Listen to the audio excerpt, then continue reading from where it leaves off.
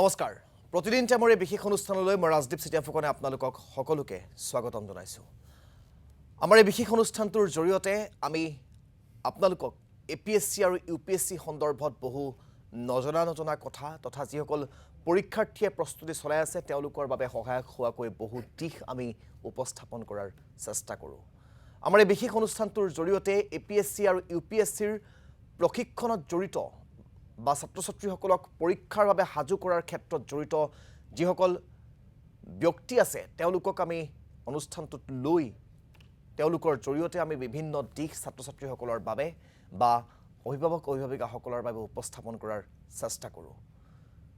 আজিও আমি তেনে এটা বিষয় নিৰ্বাচন কৰিছোঁ এপিএসসি আৰু ইউপিএসসি পৰীক্ষাত যি অপচনেল সাবজেক্টস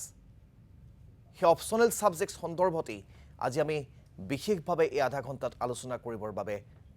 ঠিৰাং কৰিছোঁ আৰু আমি আপোনালোকক সেই অপচনেল সাবজেক্ট কেনেকৈ নিৰ্বাচন কৰিব লাগে অপচনেল সাবজেক্ট নিৰ্বাচন কৰাৰ পিছত প্ৰস্তুতি কেনেকৈ কৰিব লাগে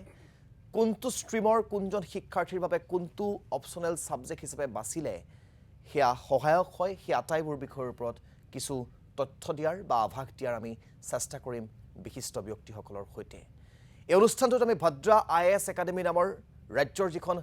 আগশাৰীৰ অসামৰিক সেৱাৰ পৰীক্ষাৰ বাবে প্ৰশিক্ষণ দিয়া শিক্ষানুষ্ঠানৰ ব্যক্তিসকলক আমি আমন্ত্ৰণ কৰোঁ আজিও সেই তেনেকৈ ভদ্ৰা আইএএছ একাডেমিৰ তিনিগৰাকী বিশিষ্ট ব্যক্তিক আমি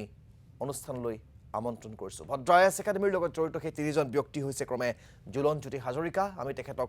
স্বাগতম জনাইছোঁ জুলনজ্যোতি হাজৰিকা তাৰ সমানে আমি স্বাগতম জনাইছোঁ জেমছ সেলভাৰাজক আৰু তাৰ সমানে আমি স্বাগতম জনাইছোঁ শুভদীপ দাসক মই প্ৰথমেই জুলনজ্যোতি হাজৰিকাৰ পৰাই মই অনুষ্ঠানটো আৰম্ভ কৰিব বিচাৰিছোঁ জুলনজ্যোতি হাজৰিকা যিহেতু কৈছোঁই আজি অপচনেল সাবজেক্টছ সন্দৰ্ভতে আমি কথা পাতিম সেই যিটো চিভিল সাৰ্ভিচেছৰ পৰীক্ষাত যিটো অপচনেল সাবজেক্টছৰ যিটো কনচেপ্ট সেইটো প্ৰকৃততে কি আৰু এই যে অপচনেল সাবজেক্ট এটা নিৰ্বাচন কৰাৰ ক্ষেত্ৰত এজন পৰীক্ষাৰ্থীয়ে বা এজন শিক্ষাৰ্থীয়ে কোনবোৰ দিশত গুৰুত্ব প্ৰদান কৰি বা কোনবোৰ দিশৰ ওপৰত গুৰুত্ব দি সেই বিষয়টো নিৰ্বাচন কৰিব লাগে হয় আমাৰ যিটো চিভিল সাৰ্ভিচেছ এক্সামিনেশ্যন আছে সেই গোটেই এক্সামিনেশ্যনটো বেচিকেলি ক'ব গ'লে মই দুটা ভাগত ভাগ কৰি দিব পাৰোঁ এটা হৈছে আমাৰ জিএছ ছাবজেক্টছবিলাক থাকিব যিখিনি জেনেৰেল ছাবজেক্ট থাকিব জেনেৰেল ষ্টাডিজ থাকিব তাতে আমাৰ হিষ্ট্ৰী জিঅ'গ্ৰাফি পলিটি এইবিলাক বস্তু থাকিব তাৰ বাহিৰেও আমাৰ কাৰণে এটা ইম্পৰ্টেণ্ট এৰিয়া হৈছে অপচনেল ছাবজেক্টছ অপচনেল ছাবজেক্ট যদি মই চাবলৈ যাওঁ আমাৰ কেনেকুৱা হয় আমি এটা ছাবজেক্ট চুজ কৰিব লাগে আৰু সেই ছাবজেক্টটোৰ দুখন পেপাৰ থাকে আৰু প্ৰত্যেকখন পেপাৰত 250 মাৰ্কছকৈ থাকে মানে এজ এ হ'ল ক'ব গ'লে সেই দুখন পেপাৰ মিলি পেলাই আমাৰ লগত 500 মাৰ্ক থাকে মানে গোটেই পৰীক্ষাৰটো যিখিনি মেইনছৰ এক্সামিনেশ্যন হয় তাৰ 25% এৰিয়া 25% মাৰ্ক অকল অপচনেল ছাবজেক্টৰ পৰা আহে মানে ক'ব গ'লে এটা বহুত ইম্পৰ্টেণ্ট এৰিয়া হয় আৰু যিমানবিলাক আমাৰ ছাবজেক্ট আছে জিএছ ছাবজেক্ট অপচনেল ছাবজেক্ট আছে চবতছে বেছি স্ক'ৰিং অপচনেলতে হয় যদি কোনোবাই অপচনেলত যদি নম্বৰটো কমকৈ পালে তেতিয়াহ'লে তেখেত মানে আল্টিমেটলি ৰেচৰ পৰা বাহিৰত হৈ যোৱা নিচিনা হৈ যায় আৰু এই ছাবজেক্টটো যেতিয়া মই চুজ কৰোঁ তেতিয়াহ'লে বহুত কিছুমান ফেক্টৰ থাকে আচলতে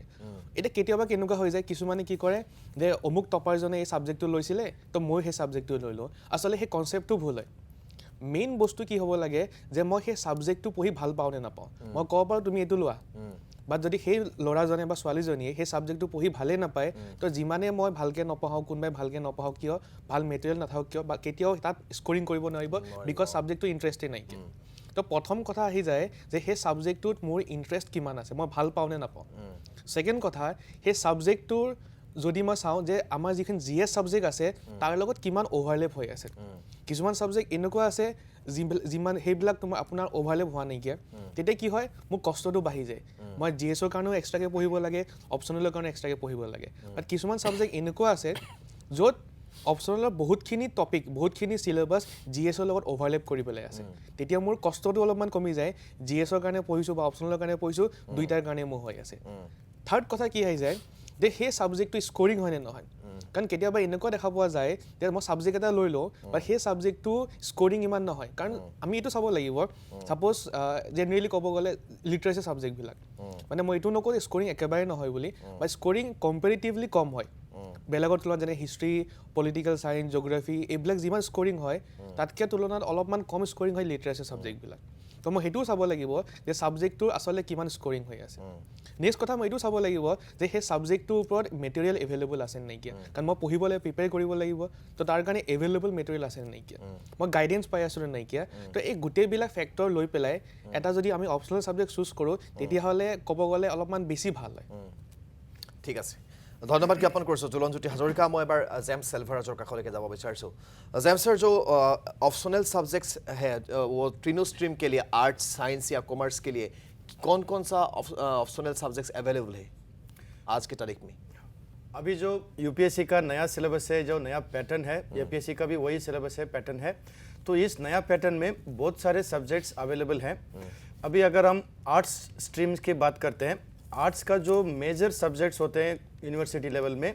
मतलब history geography economics political science philosophy बोलिए सोशियोलॉजी लिटरेचर मतलब ये सब सब्जेक्ट आर्ट्स स्ट्रीम के लिए अवेलेबल है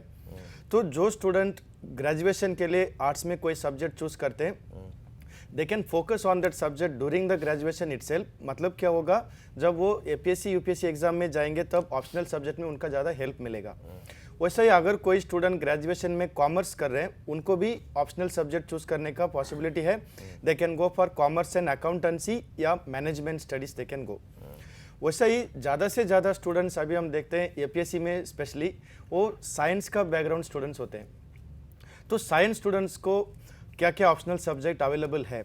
they can go for many subjects like for example we have botany chemistry geology physics civil engineering mechanical engineering ऐसा अलग अलग subject science stream का भी अवेलेबल है लॉ सब्जेक्ट जो करते हैं उनके लिए भी लॉ का ऑप्शनल है या कोई स्टूडेंट्स मेडिकल साइंस का पढ़ाई करते हैं उनको भी ऑप्शनल सब्जेक्ट का है मेडिकल साइंस अवेलेबल है वैसा ही कोई स्टूडेंट्स मैथमेटिक्स स्टैटिस्टिक्स पढ़ते हैं उनको भी ऑप्शनल सब्जेक्ट है ঠিক আছে ধন্যবাদ জ্ঞাপন কৰিছোঁ আৰু এইখিনিতে এটা বাণিজ্যিক বিৰতিৰ সময় হৈছে এটা বাণিজ্যিক বিৰতি লৈ তাৰ পিছতে উভতি আহিম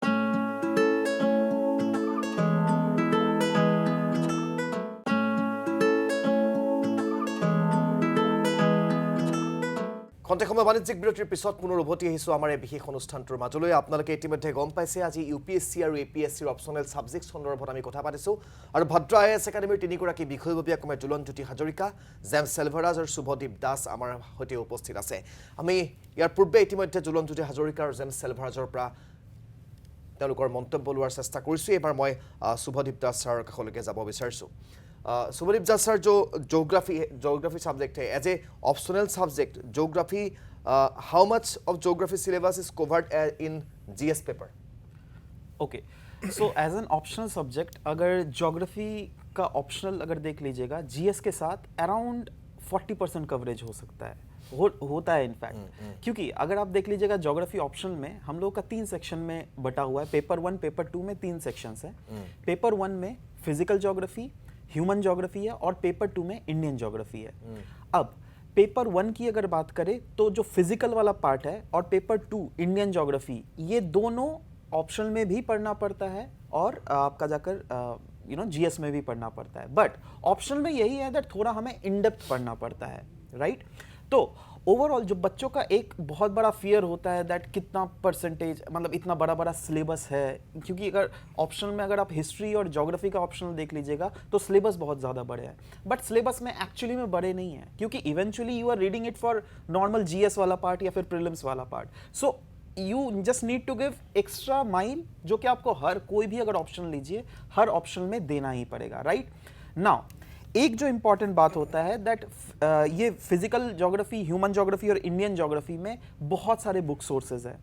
अब भद्र आईएएस में हम लोग क्या करते हैं दैट उन सारे बुक सोर्सेज का कंपाइलेशन एक्चुअली में हमारे एक्सपर्ट फैकल्टीज ने प्रॉपरली कंपाइल किया हुआ है और एक जो हम लोग एक्स्ट्रा माइलेज भद्र आईएएस में प्रोवाइड कर रहे हैं रिगार्डिंग द ज्योग्राफी ऑप्शनल वाला पार्ट दैट इज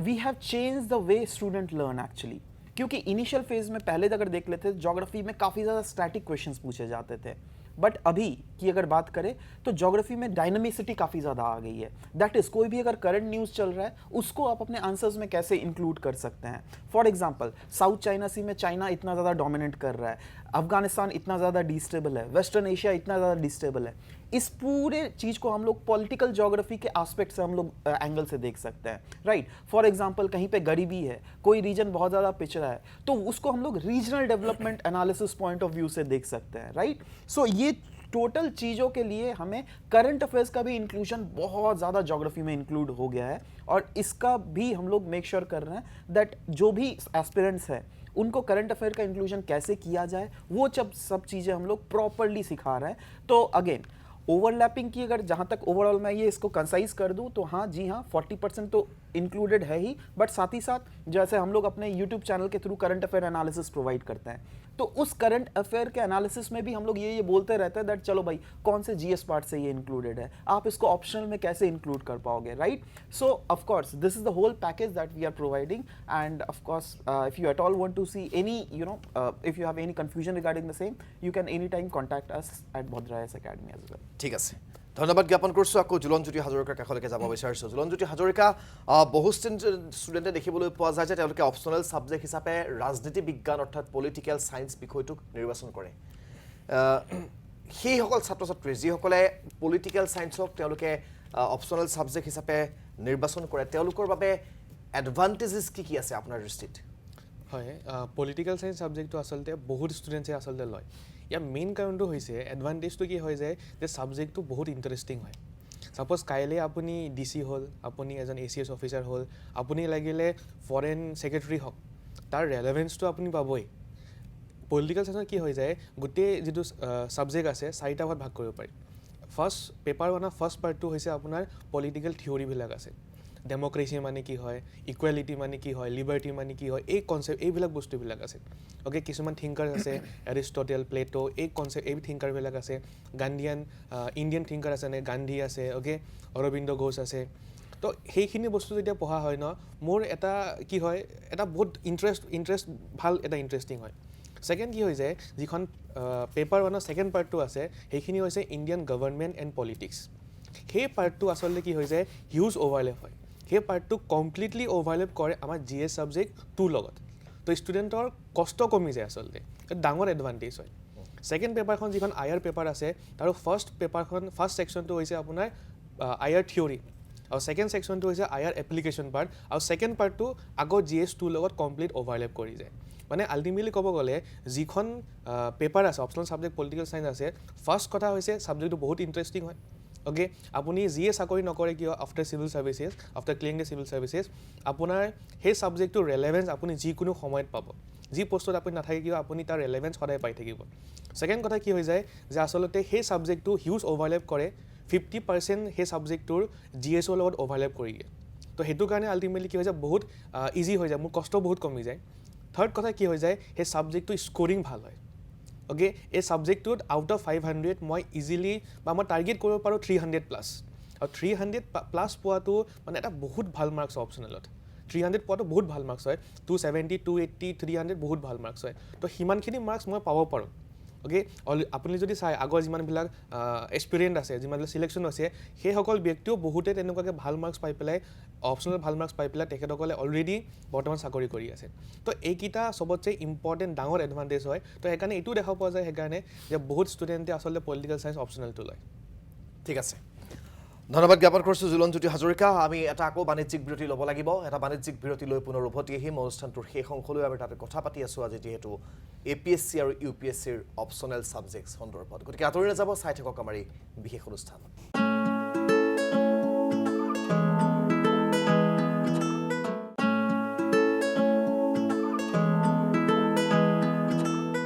খন্তেক সময় বাণিজ্যিক বিৰতিৰ পিছত অনুষ্ঠানৰ শেষ অংশলৈ আমি পুনৰবাৰ উভতি আহিছোঁ। এবাৰ মই জেমছ সিলভাৰাছ ছাৰৰ কাষলৈকে যাব বিচাৰিছোঁ। न्यू सिलेबस है APSC का, उसमें इकोनॉमिक्स ऑप्शनल सब्जेक्ट जो है वो थोड़ा चेंज हो गया है, क्या क्या चेंजेज आया है?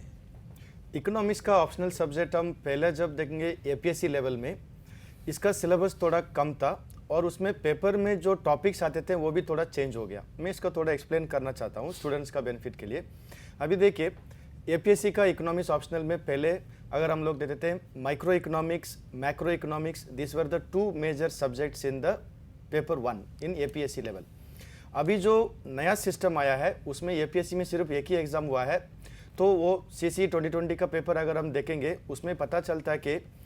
APSC का नया पैटर्न में micro economics, macro economics, public finance, growth and development, welfare economics और what we can say theory of distribution and including foreign trade, ये सब एक ही पेपर में चला गया, दैट इज पेपर 1। तो इसका मतलब क्या है, paper 1 has become a kind of a static paper. तो स्टूडेंट्स को इसमें एडवांटेज क्या है, जब सिलेबस स्टैटिक होता है you don't have to spend much time of studying new things, you have to just study the theories and models which we do during the graduation या masters level. Normally क्या होता है, और एक important difference मैं बताना चाहता हूँ, APSC में जो पहला जो सिलेबस है, अगर उसमें आप समझ लीजिए मैक्रो इकोनॉमिक्स देखिए, मैक्रो इकोनॉमिक्स में पहला क्या था, classical model, Keynesian model, this were the basics for questions in APSC level. अभी नया सिलेबस में आप देखिए, we also have a Keynesian synthesis, what we call ISLM model, we also have new classical, new Keynesian. These are extra syllabus added in the microeconomics. In microeconomics, normally we never had a questions coming from oligopoly model, but UPSC pattern as per the new syllabus also, now oligopoly is also included in the microeconomics. So we can say that the pattern itself has changed. Secondly, पहले public finance was given in the paper 2 of APSC. Now public finance also has gone to paper 1 in the new pattern. So जो students अभी economics optional paper लेना चाहते हैं, they should focus more on what is the new pattern as per the question paper which is available of 2020. Okay, so now if you have any difficulties, you can actually contact Bhadra S Academy. We help you with the exact syllabus what to study in paper 1 and 2. Second thing what I want to tell, the advantage for students in paper 2. पहले paper 2 में क्या था, public finance ये सब था, अभी तो नहीं है। तो अभी पेपर 2 में क्या आता है, अभी पेपर 2 में basically we have Indian economy. Here we have to study the economic history that is during the British time, like Gadgil, Vakil, all these theories, right, Dadabhai Nauroji, etc. In addition, we have the same topics which we study in GS paper, like planning, Indian agriculture, industry, LPG, land reform, government cost scheme, and most importantly, fiscal policy, monetary policy, FRBM Act. These are direct questions. Along with that, also they ask questions on RBI related activity. So, what is the advantage? 250 marks which comes in paper 2. Out of that, almost 200 marks are covered in the GS paper. So students who are taking economics as an optional subject in the new pattern will have much more benefit when it comes to paper 2. So these are the some changes for the economics optional subject. ठीक है, thank you. Shubhadeep Das sir काखলৈকে যাব বিচাৰিছোঁ এবাৰ। जो history का history subject है, वो हिस्ट्री सब्जेक्ट स्टूडेंट के लिए कितना स्कोरिंग है? हिस्ट्री की अगर बात करें तो जैसे डिफरेंट अदर ऑप्शनल सब्जेक्ट्स हैं, जैसे IR ले लीजिए, ज्योग्राफी ले लीजिए, इकोनॉमी ले लीजिए, काफ़ी ज़्यादा डायनेमिक है।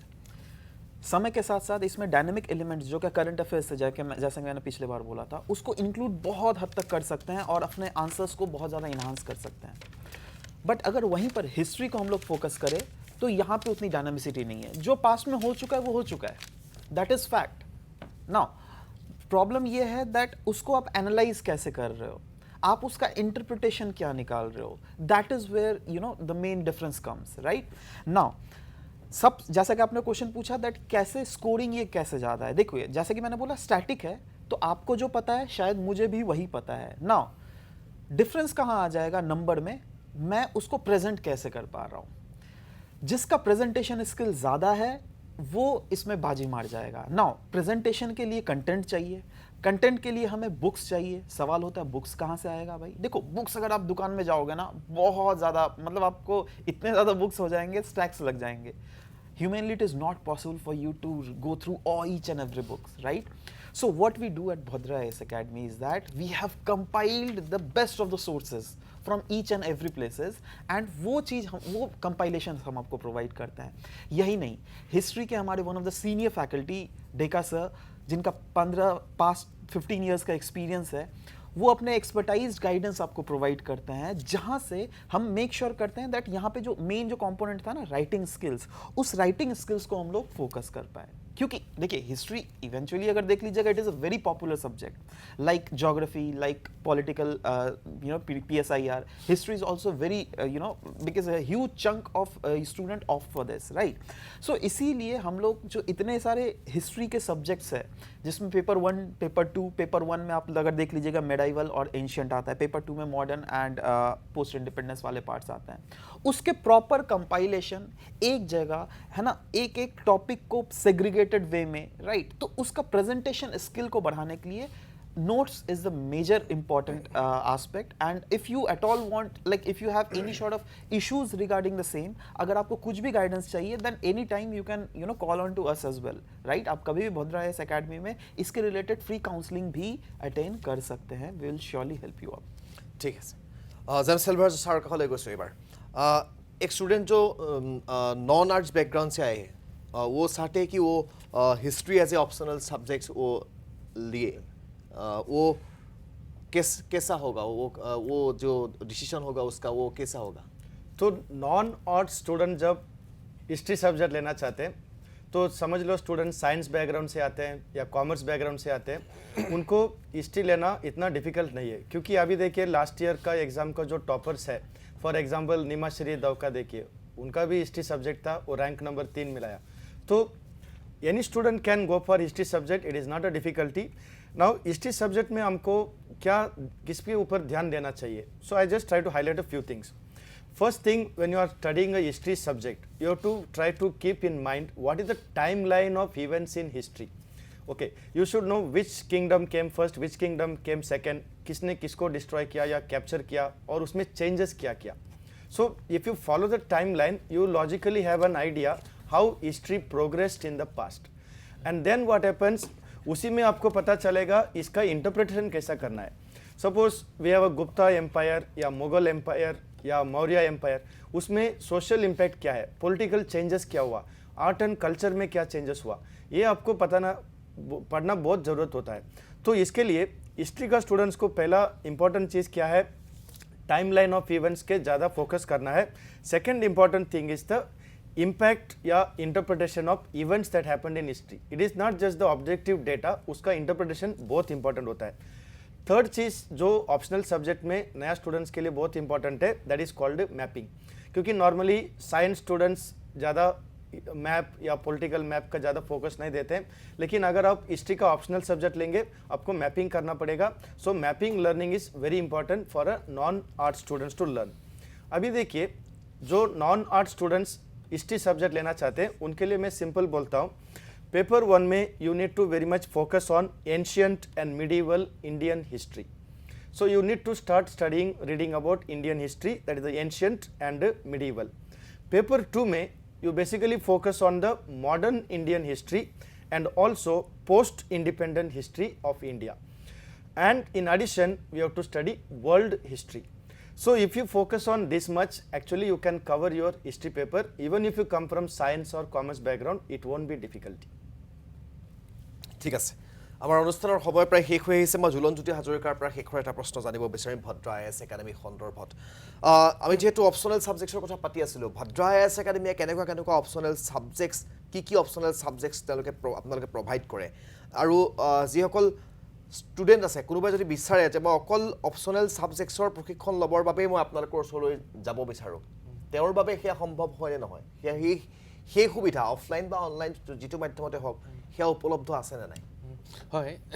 এতিয়া যদি মই চাওঁ আমাৰ যিমানবিলাক অপচনেল ছাবজেক্ট আছে আমি কি কৰিছোঁ ভদ্ৰা IASত যিকেইটা চবতছে ইম্পৰ্টেণ্ট যিকেইটা বেছি ডিমাণ্ড থাকে যিকেইটা বেছি ইণ্টাৰেষ্টিং হয় আমি সেইকেইটা অপচনেল ছাবজেক্ট আমি প্ৰথমতে দি আছোঁ এতিয়া তো আমাৰ লগত কি আছে বৰ্তমান পলিটিকেল ছায়েন্স আছে হিষ্ট্ৰী আছে জিঅ'গ্ৰাফী আছে ইকনমিক্স আছে তো এই চাৰিটা অপচনেল ছাবজেক্ট আমাৰ যিখিনি এক্সপাৰ্ট ফেকাল্টি আছে তেখেতসকলৰ বহুত দিনৰ এক্সপিৰিয়েঞ্চ আছে আৰু বৰ্তমান আপুনি যিটো সুধিছে যে যদি কোনোবা এজন ষ্টুডেণ্টে অকল অপচনেল ছাবজেক্ট ল'ব পাৰিব নে নোৱাৰে য়েছ যদি কোনোবাই ভাবিছে যে অকল তেখেতসকলে অপচনেল ছাবজেক্ট ল'ব তেখেতসকলে সেই অপচনেল ছাবজেক্টটো ল'ব পাৰে আৰু সেই অপচনেল ছাবজেক্টটো আমাৰ অনলাইন মোডতো আছে অফলাইন মোডতো আছে আমি আশা কৰিছোঁ অপচনেল ছাবজেক্টছ UPSC আৰু APSCৰ সেই সন্দৰ্ভত যি আমি আলোচনা কৰিলোঁ সেই আলোচনাই আপোনালোকক যথেষ্ট উপকৃত কৰিব ছাত্ৰ ছাত্ৰীসকলৰ বাবে উপকৃত হ'ব বুলি আমি আশা কৰিছোঁ আমি প্ৰত্যেক সপ্তাহতে আপোনালোকৰ বাবে এই অনুষ্ঠানটো লৈ অহাৰ চেষ্টা কৰিম আপোনালোকৰ যাতে সহায়ক হয় আৰু আপোনালোকক যাতে উপকৃত কৰে এই অনুষ্ঠানটোৱে। ইয়াৰ লগে লগে এই অনুষ্ঠানটোৰ পৰা মই ৰাজদ্বীপে বিদায় মাগিছোঁ। নমস্কাৰ।